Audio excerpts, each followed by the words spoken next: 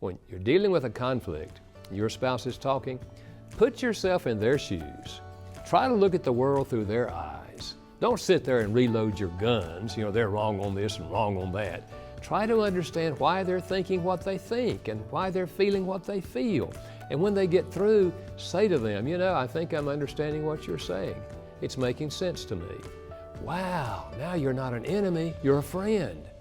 I want to talk about the 4 seasons of marriage. It's not the idea that you start out in spring and if you live long enough you'll get to winter. No. I use the seasons to describe the quality of a marriage. A winter marriage is cold and harsh and bitter. We're hunkered down in the igloo. Spring marriage is the opposite. It's alive and exciting. Summer marriage is relaxed. We've learned how to solve some of our conflicts. We're enjoying life. A fall marriage looks good on the outside, but in about 6 weeks, the leaves are going to fall off and they're going to be into winter. So I have a little quiz in the book on the 4 seasons of marriage to determine what season you're in. Now, one husband took it and said to me, Dr. Chapman, I took the quiz and it said that we were in a summer marriage. My wife took the quiz and it said we're in a winter marriage. So which is it? I said, you're in a winter marriage. If one of you thinks it's winter, okay? But what I want to talk about is how do you spend more time in spring and summer? Let me give you some ideas. First of all, you got to deal with your failures, because your failures of the past sit as a barrier, an emotional wall between the two of you. And you're not going to get back to spring as long as that wall is there. We got to deal with our failures.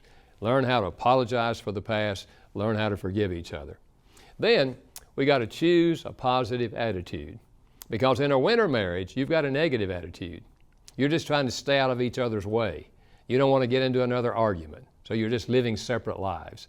You got to look for something positive in the other person. You got to look for something positive in the relationship. At least you're still alive. You don't have a dreaded disease, or maybe you do have a dreaded disease, but you're living today. You look for the positive things. And then make sure that you're speaking each other's love language. You didn't think I'd talk and not mention the love languages, did you? You got to learn how to speak each other's love language and do it every day, even if you're in a winter marriage. Speaking the right love language can melt the ice and begin to move you towards spring. And then learning how to listen to each other empathetically. What I mean by that is when you're dealing with a conflict, your spouse is talking, put yourself in their shoes. Try to look at the world through their eyes. Don't sit there and reload your guns, they're wrong on this and wrong on that. Try to understand why they're thinking what they think and why they're feeling what they feel. And when they get through, say to them, I think I'm understanding what you're saying. It's making sense to me.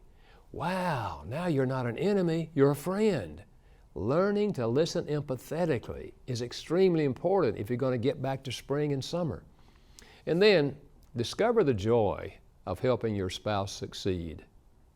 If your spouse says to you, someday I'd like to take a course on journalism or anything, you've heard them say that along the way. Why don't you think in terms of how could I help them do that? Find a way to help them succeed in something that they have on their heart and they have in their mind that they would like to accomplish in life. It's better to give than to receive. Remember that proverb? So help your spouse succeed. Help them do something they would really like to do. And then maximize your differences.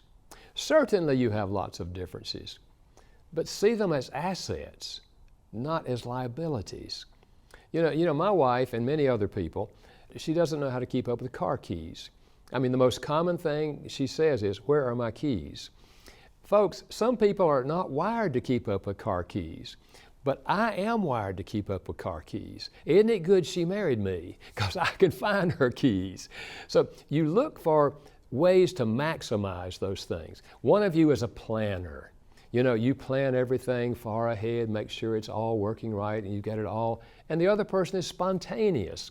Well, let's use both of those because both of those are important. My wife has pulled me into more things that I didn't really want to go to, but once I got there, I enjoyed doing it, Her spontaneity gave me a wonderful experience. So maximize the differences. These are some of the things that can help you spend more time in spring and summer, which is what you wanted when you got married. I believe we can spend more time in spring and summer if we simply apply some things and do things differently from the way we've been doing them that led us to fall and to winter.